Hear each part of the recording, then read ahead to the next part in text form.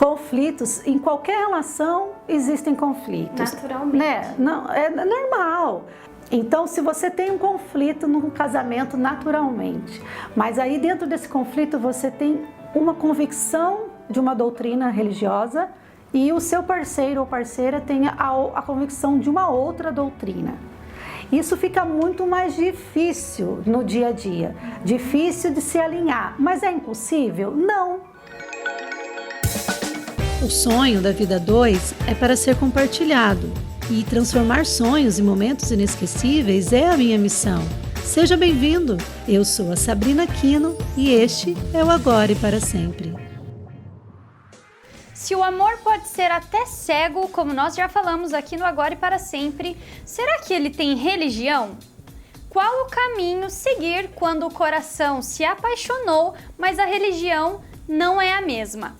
Eu sou a Fernanda Leão e no episódio de hoje do Agora e para Sempre vamos falar sobre casamento entre católicos e evangélicos com a nossa cerimonialista e assessora Sabrina Aquino. Seja bem-vinda, Sá! Obrigada, Fernanda. Obrigada a você que está aqui nos assistindo, nos acompanhando. Aproveite e compartilhe esse vídeo com as suas amigas, os seus amigos. Não deixe de nos acompanhar. Toda semana um episódio novo com um assunto bem interessante para você.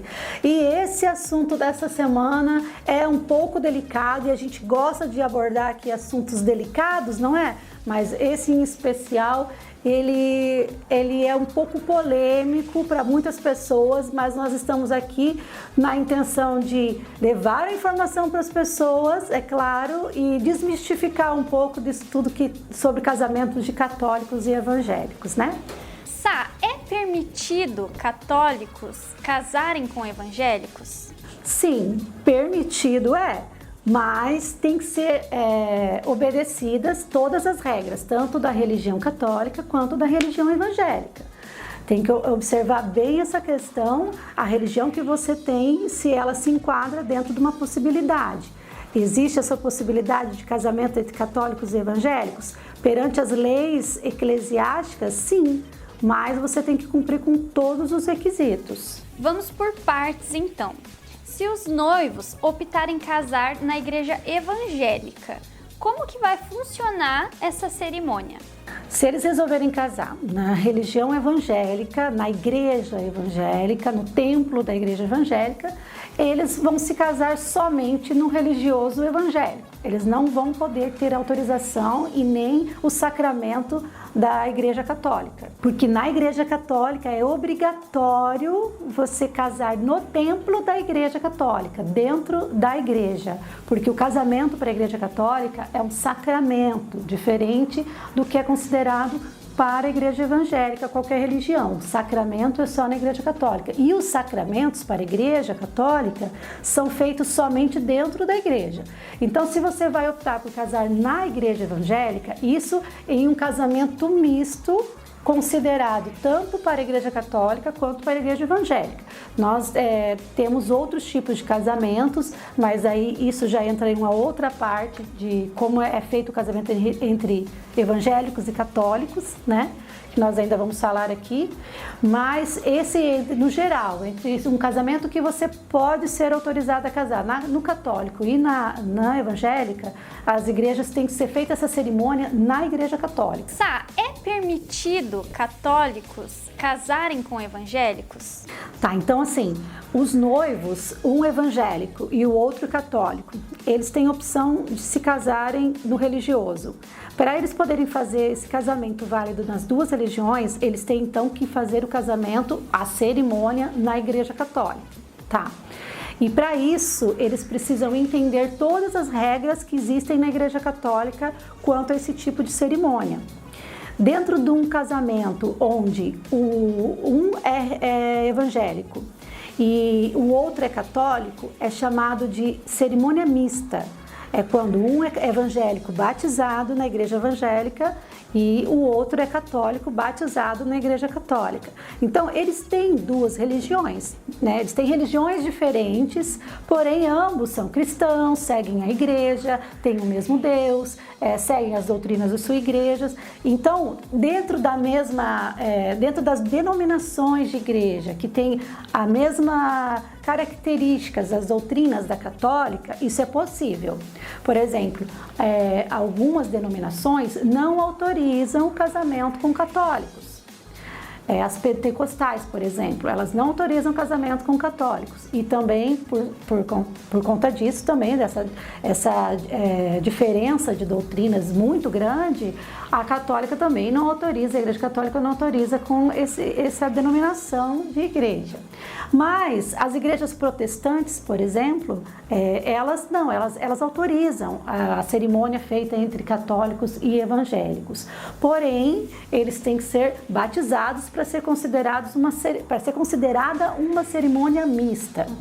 Agora, se o lado evangélico não é batizado, porque a católica, não vou nem dizer dessa forma, porque o católico normalmente ele é batizado quando ele é criança, então é mais difícil um católico que quer casar na igreja que não seja batizado, é mais difícil. Porém, pode acontecer que ele não seja ou batizado ou então que ele não tenha todos os sacramentos da igreja. Ele também não pode daí casar na igreja católica, ele tem que ter todos os sacramentos que são exigidos até o momento do matrimônio, que é até o crisma, no caso da igreja católica. Já quem é evangélico, se ele não for batizado, porque na igreja evangélica as pessoas costumam ser batizadas já na fase adulta ou adolescente, né? Mas não quando é criança. Então pode, claro, acontecer de que a noiva ou o noivo que for evangélico não seja batizado. Se ele não for batizado na igreja evangélica, daí não é considerado uma cerimônia mista. Aí é considerado uma cerimônia com disparidade de culto. Quer dizer que é um cristão com um não católico não batizado. Então já não é totalmente diferente dentro da igreja católica como é considerada essas duas opções de cerimônia e de autorização dentro de um sacramento do matrimônio. Então é isso que tem que observar quando você for decidir se casar com ou o seu noivo que é católico ou que é evangélico. Vocês precisam observar onde vocês se enquadram dentro das normativas das duas religiões. E como vai funcionar na prática essa cerimônia mista? Na prática, digamos que então vai ser uma cerimônia mista, vai ser considerada uma cerimônia abençoada por Deus, obviamente, né? Dentro dos padrões da Igreja Católica e Evangélica. Então, na prática, como vai funcionar? Vai ter que ser feita na Igreja Católica, no templo de uma Igreja Católica, por um padre e por um pastor, se assim a parte evangélica quiser. A parte evangélica dos noivos pode não fazer questão nenhuma do pastor celebrar juntamente com o padre. Mas se ele quiser e se o padre aceitar, é claro, né, vai ser celebrado juntamente com o pastor. Então, o pastor e o padre fazem o casamento dentro da Igreja Católica, mas com a validade para as duas religiões. Eu acho isso muito legal, sabe, Fer? Porque mostra como que religião, Deus não tem placa de igreja, né? Então, se é abençoado por Deus, não importa se é religião A, religião X, religião C, mas vai ser feita uma cerimônia do amor, uma cerimônia dentro dos padrões que cada um acredita e celebrado com a presença de Deus. Não importa se é católico, evangélico, é Deus. Então, eu acho esse misto de celebração, eu acho muito interessante, muito legal. Isso dizendo quanto a esse lado de que Deus é um só. Agora, nós temos que observar também quanto ao lado prático do relacionamento como cristão, do relacionamento como pessoa que segue aquela religião, isso como casal, como educação de filhos, então tudo isso, cada coisa é uma coisa diferente. A minha opinião em relação a isso, de que é uma coisa muito legal, é uma cerimônia muito bonita, nós já fizemos várias cerimônias assim, realmente é muito bonito, é belo ver a união de duas religiões diferentes celebrando o amor. E a celebração costuma ser muito interessante, muito legal. Só que tem que ver esse outro lado, o lado do dia a dia. Ok, Sá, as regras foram citadas. Eu e você sabemos que em 2 Coríntios 6,14 tem um versículo que nos fala para que não haja julgo desigual, não é mesmo? Esse versículo sempre foi muito usado para combater isso, né? Para dizer que esse casamento entre o católico e o evangélico não poderia acontecer. O que você acha sobre isso? Olha, é realmente algo muito polêmico em qualquer denominação, não importa se evangélicos ou católicos, usam esse versículo justamente para justificar, né, que isso não é possível, que é proibido, né? Mas para quem não sabe, ou para quem desconhece mesmo, o jugo, ele é aquela madeira que é colocada entre o boi e a carroça do boi e que faz equilibrar, para que não fique nem muito pesado para um lado, nem para o outro, quando o boi está carregando a carroça. Isso é o jugo. E o que quer dizer isso na nossa vida quanto ao casamento, no caso? O jugo, vamos supor então que um seja o católico e o outro seja o evangélico. Ambos têm que estar pareados, então, né? Para que eles possam seguir adiante de uma forma com que não pese por um lado e não pese nem para o outro. Para que eles possam viver em harmonia juntamente com Deus e juntamente com a sociedade, com os filhos e com a família. Então, isso quer dizer, dentro desse versículo, eu não entendo que esse versículo queira dizer que é proibido, mas sim que é difícil, que precisa haver harmonia, precisa haver assim uma sincronia entre o jugo ali, né? Para que haja acordo, né? Isso. Em Amós diz isso, né? Como duas pessoas poderão andar juntas se não houver acordo? Você acha que podem haver conflitos? Com certeza, Fernanda. Conflitos, em qualquer relação existem conflitos. Naturalmente. Né? Não, é normal. É relação de pais e filhos, de amizades, no trabalho. Por que no relacionamento seria diferente? É claro que vocês vão ter conflitos em algumas situações. Agora vamos abrir um parêntese. Então, se você tem um conflito no casamento, naturalmente, mas aí dentro desse conflito você tem uma convicção de uma doutrina religiosa e o seu parceiro ou parceira tem a convicção de uma outra doutrina. Isso fica muito mais difícil no dia a dia, difícil de se alinhar, mas é impossível? Não. Eu já vi e ouvi e li vários relatos de casais que se dão bem, que conseguem ter esse jugo igual e não desigual, né? Mas exige um pouco mais de esforço, um pouco mais de disciplina, né, com a sua religião, porque você não pode também, pelo fato de que você não é católico ou não é evangélico, então eu não vou mais à igreja, assim eu vou resolver o assunto com o meu cônjuge. Não, eu acho que não é por aí. Você abandonar a tua religião pela religião do outro, você tem que ter muita certeza que você quer realmente seguir então a religião do outro, porque na minha concepção não existe assim uma religião correta, existe Deus. Nós somos cristãos e eu respeito muito os evangélicos. Você, minha amiga, é evangélica, eu sou católica e a gente se dá muito bem em relação a isso, né? Então, isso que eu acho que tem que ter na relação entre o casal e precisa haver aí uma harmonia.